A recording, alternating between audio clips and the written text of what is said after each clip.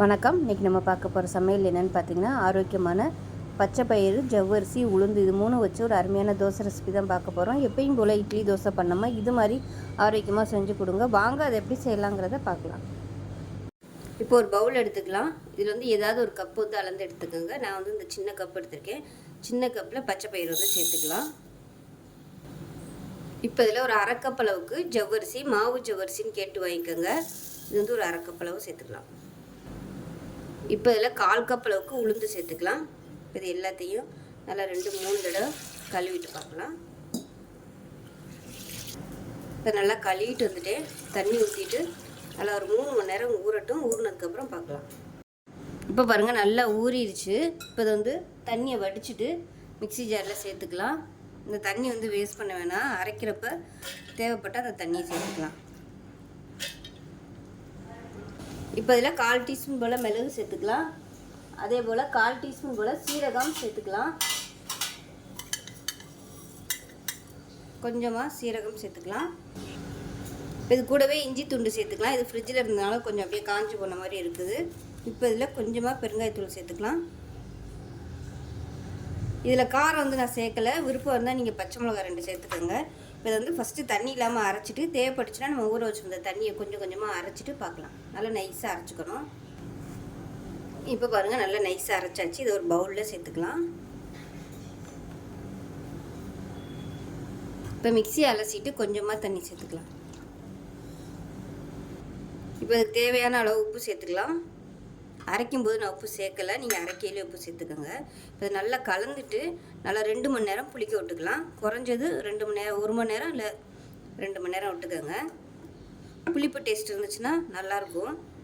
ஃப்ரெஷ்ஷாக நீங்கள் உடனே ஊற்றுறதுனாலும் ஊற்றலாம். ஒரு 10 நிமிஷம் மட்டும் விட்டுட்டு கூட நீங்கள் ஊற்றிக்கலாம். ஆனால் அது ஒரு டேஸ்ட்டாக இருக்கும். கொஞ்சம் நல்லா 2 மணி நேரம் புளிக்க விட்டிங்கன்னா அது ஒரு டேஸ்ட்டாக இருக்கும்.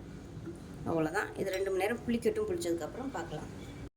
ஒரு பேன் எடுத்துக்கலாம். பேன் சூடானதும் நல்லா ஒரு 3 டீஸ்பூன் அளவுக்கு எண்ணெய் விட்டுக்கலாம். எண்ணெய் சூடானதும் 1 டேபிள் ஸ்பூன் உளுந்து சேர்த்துக்கலாம். 1 டேபிள் ஸ்பூன் கடலைப்பருப்பு சேர்த்துக்கலாம். இது கூடவே 2 பூண்டு பல் சேர்த்துக்கலாம். 3 துண்டு இஞ்சி சேர்த்துக்கலாம். காரத்துக்கு ஏற்ற மாதிரி ஒரு 10 வரமிளகாய் சேர்த்துக்கலாம். இது எல்லாத்தையும் நல்லா வதக்கிக்கலாம். இப்போ இதில் 10லேருந்து 15 சின்ன வெங்காயம் சேர்த்துக்கலாம்.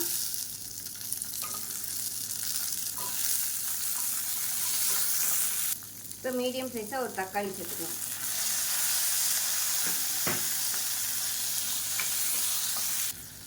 தக்காளி வெங்காயம் வதங்குறதுக்கு உப்பு சேர்த்துக்கலாம். ஒரு அரை டேபிள் ஸ்பூன் அளவுக்கு. இப்போ தக்காளி வெங்காயம் அளவுக்கு வதங்கிடுச்சு. நல்லா ஒரு கைப்பிடி அளவுக்கு கொத்தமல்லி இலை சேர்த்துக்கலாம். இப்போ பாருங்கள் கொத்தமல்லி சேர்த்துட்டு ரொம்ப வதக்க வேணாம். இந்த ஸ்டேஜில் நல்லா ஒரு 3லேருந்து 4 ஸ்பூன் அளவுக்கு துருவன தேங்காய் சேர்த்துக்கலாம். சேர்த்துட்டு கேஸ் அமர்த்திடலாம். அந்த சூட்லேயே வந்து தேங்காய் வதங்கிடும். ரொம்ப வதக்கணும்னு அவசியம் இல்லை. இது நல்லா ஆறட்டும். ஆற விட்டு நல்லா நைஸாக அரைச்சிட்டு பார்க்கலாம். இப்போ பாருங்கள் சட்னி அரைச்சி கடுகு உளுந்து பெருங்காயம் போட்டு தாளிச்சிட்டேன். தனியாக இருக்கட்டும். இப்போ பாருங்கள் மாவு நல்லா 2 மணி நேரம் புளிச்சிருச்சு. நல்லா லைட்டாக பபிள்ஸ்லாம் வர ஆரம்பிச்சிருச்சு. நம்ம தோசைக்கல்ல காய வச்சு தோசையை ஊற்ற ஆரம்பிச்சிடலாம். இப்போ தோசைக்கல் நல்லா சூடாயிருச்சு. தண்ணி தெளித்து சூடு குறைச்சிட்டு தோசையை ஊற்றிக்கோங்க. இல்லைன்னா உங்களுக்கு மெல்லிசாக இழுக்க வராது. எவ்வளோ தூரம் மெல்லிசாக இழுக்க முடியுமோ அந்தளவுக்கு நல்ல மெல்லிசான தோசையாக இழுத்துக்கலாம். இது மேலாப்பில் எண்ணெய் விட்டுக்கலாம். எண்ணெய் இல்லைன்னா நெய் சேர்த்துக்கோங்க. நல்லாயிருக்கும். இப்போ தோசை ரெடி ஆயிடுச்சு. திருப்பி விட்டுக்கலாம். இப்போ தோசை நமக்கு அருமையாக ரெடி ஆயிடுச்சு. பாருங்கள் எந்த அளவுக்கு நல்லா மொறு மொறுன்னு கிறிஸ்பியாக இருக்குன்னு.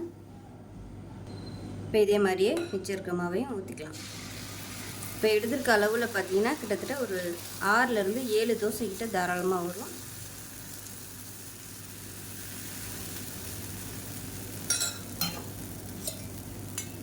காலையில் எப்பயும் போல் தோசை இட்லி பண்ணாமல் இது மாதிரி ஹெல்த்தியாக செஞ்சு கொடுங்க. நல்லா ஆரோக்கியமாகவும் இருக்கும். டயபெட்டிக்காக இருக்கிறவங்க தாராளமாக அந்த தோசை வந்து காலையில் ரெகுலராக எடுத்துக்கலாம். ஏற்கனவே வந்து நிறைய டயபெட்டிக் ரெசிபி வந்து நான் தோசை எல்லாம் போட்டிருக்கேன். ஸோ அந்த வீடியோவையும் பாருங்கள். இப்போ பாருங்கள் அருமையான பச்சை பயிறு உளுந்து தோசை ரெடி ஆயிடுச்சு. அதுக்கு சூப்பரான மணக்க கொத்தமல்லி சட்னி ரெடி பண்ணிட்டோம்.